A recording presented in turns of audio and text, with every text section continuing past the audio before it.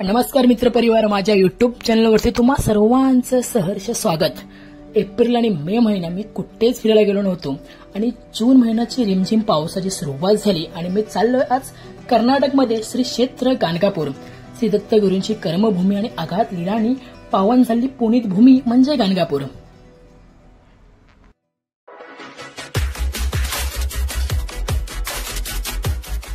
छत्रपती शिवाजी महाराज टर्मिनसवरून 9:50 ची हुसेन सागर ट्रेन पकडली आणि आम्ही गाणगापूरला आलो। तुम्हाला जर गाणगापूरला यायचं असेल तर हुसेन सागर किंवा इतर अशा खूप एक्सप्रेस आहेत किंवा सोलापूरवरून तुम्ही उतरून तुळजापूर अक्कलकोटवरून खूप अशा एसटी आहेत, तिथून तुम्ही गाणगापूरला येऊ शकता आणि श्री दत्तगुरूंचे दर्शन घेऊ शकता। थोड्याफार गाढ झोपेत असताना सकाळी सकाळी एवढी डब्यामध्ये भांडणं चालू होती जणू साऊथची मूवी, समजत काहीच नव्हतं, फक्त बघून हसत होतो आम्ही, कारण कोणतीच बाई ऐकायला तयार नव्हती। हुसेन सागर ही एक्सप्रेस गाडी 6:30 वाजता गाणगापूरला सोडते, पण 1 तास ट्रेन लेट झाल्यामुळे आम्ही 7:30ला पोहोचलो। मुंबईमध्ये 7 जून पासून रिमझिम पावसाची सुरुवात झाली आणि ह्या पावसाळ्यात कुठे जायचंय हे मनात विचार येत असतानाच दुपारी विनयचा फोन आला की या बुधवारी सुट्टी घे। मी बोललो ठीक आहे आणि त्याच दिवशी रात्री जेवताना प्रणिताला बोललो की मी बुधवारी फिरायला जाणार आहे। माझ्या आयुष्यात आली जणू लक्ष्मी। खरंच धन्यवाद प्रणिता, फिरायला जाताना कधीच नाही न बोलणारी, फक्त तिच्या मुखातून कायम हाच असतो। खरंच धन्यवाद प्रणिता, तुझ्यामुळे मला देवदर्शन, हे गड किल्ले, हा सह्याद्री पूर्ण आस्वाद घेता येतो, पाहता येतो, फक्त तुझ्यामुळे। गाणगापूर स्थानकाबाहेर तुम्हाला रिक्षा लागल्या असतात, तर रिक्षा तुम्हाला 80 ते 100 रुपयात गाणगापूर मंदिराच्या इथे सोडतात आणि तिथून जर तुम्हाला त्रिवेणी संगमला यायचं असेल तर 20 रुपये घेतात। तर आम्ही सर्वप्रथम त्रिवेणी संगमच्या इथे आलो। सकाळची रम्य पहाट मस्त छान वाटत होती, डोळ्यामध्ये साठवून ठेवावी अशी। मस्तपैकी ढगाळ वातावरण होतं, आज दिवसभर पाऊसच पडणार काय असे वाटत होते जणू।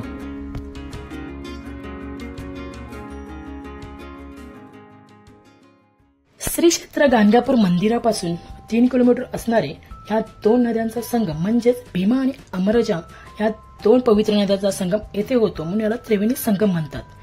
ह्या त्रिवेणी संगम मध्ये स्वामी नरसिंह स्वामी नित्य स्नान करत असत आणि 23 वर्ष इथे सहवास त्यांचा आहे।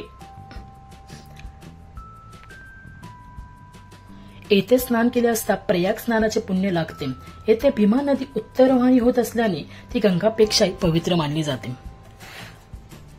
या नदीमध्ये नारळ वाहला जातो, तुमच्या इच्छा आकांक्षा पूर्ण करण्यासाठी फुलं वावली जातात किंवा कर्नाटक म्हणजे श्री क्षेत्र गाणगापूरच्या येथे। तर सुरुवात करूया आपण संगमनेर नदीच्या येथे स्नान करून आपण दर्शनाला जाणार आहोत।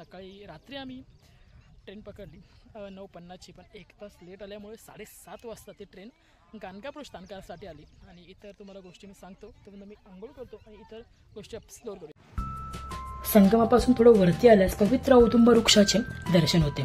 औदुंब वृक्षात साक्षात दत्तगुरूंचा वास असतो। तुम्ही कधी गाणगापूरला आलात तर औदुंब वृक्षाला कमीत कमी 11 किंवा 21 प्रदक्षिणा घालाव्यात। औदुंब वृक्षाखाली भाविक गुरुचरित्र जागृत ग्रंथाचे पारायण भक्तिभावाने करत असतात। औदुंब वृक्षाला परिक्रमा घालून झाली होती आणि तिथलं दृश्य हे खरंच पाहण्यासारखं होतं। श्री गुरुचरित्र पारायण अनेक लोक साधू वाचत होते, वाचण्यासाठी किमान 7 दिवस लागतात असे मी माझ्या सवंगड्याकडून ऐकले। मनात इच्छा झाली की आपण यावे, येथे गुरुचरित्र पठण वाचन करावे, पण खूप काही गोष्टी कामामुळे जमत नाहीत। तिथे गेल्यावर दत्तगुरूंच्या असीम शक्तीची जाण होते आणि मी तर लहानपणापासून समजायला लागल्यापासून दत्तगुरु देव यांनाच बघत आलो आहे। तेच आमचे गुरु, तेच आमचे सोबती आणि तोच भगवंत आमचा पाठीराखा। दत्तगुरूंच्या आजच्या दर्शनाने शरीरात एक वेगळेच बळ आले होते। गुरुचरित्र हा महान असा ग्रंथ, खूप असे वृद्ध लहान मुलं सगळेच वाचत होते। आयुष्यात एकदा तरी ते गुरुचरित्र वाचायला यावं हे मन सारखं बोलत होतं। तिथून निघायचं मन अजिबात नव्हतं, पण आजचा दिवस पूर्ण फिरायचा होता म्हणून निघालो आणि पुढेच आम्ही आलो भस्माच्या डोंगराच्या इथे।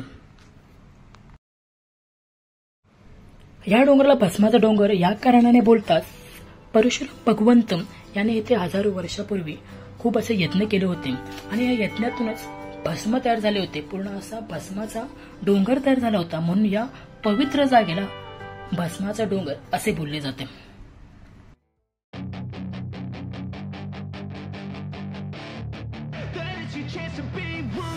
त्रिवेणी संगमावर आम्ही पुन्हा निघालो आणि आता पुन्हा दत्तगुरूंच्या गाणगापूर मंदिराच्या इथे जातोय. श्रीपाद वल्लभ गुरुदेव दत्त दत्त दिगंबर दिगंबरा दिगंबरा श्रीपाद वल्लभ दिगंबरा दत्तगुरूंच्या अशा पवित्र स्थानी म्हणजे गाणगापूरला आपण पोहोचलो आहोत.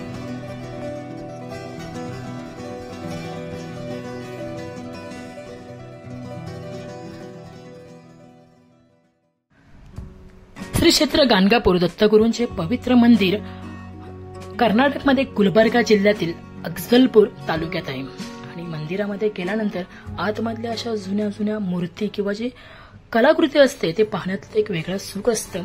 गड असो किंवा किल्ला असो, श्वानाचं दर्शन आपल्या होतच. आणि दत्तगुरूंचा श्वान हे वाहन आहे आणि दत्तगुरूंच्या मंदिराच्या बाजूलाच खूप असे श्वान बसलेले असतात, छान गाढ झोपेत असतात. खरंच त्यांना बघताना मन छान मस्त प्रसन्न होते.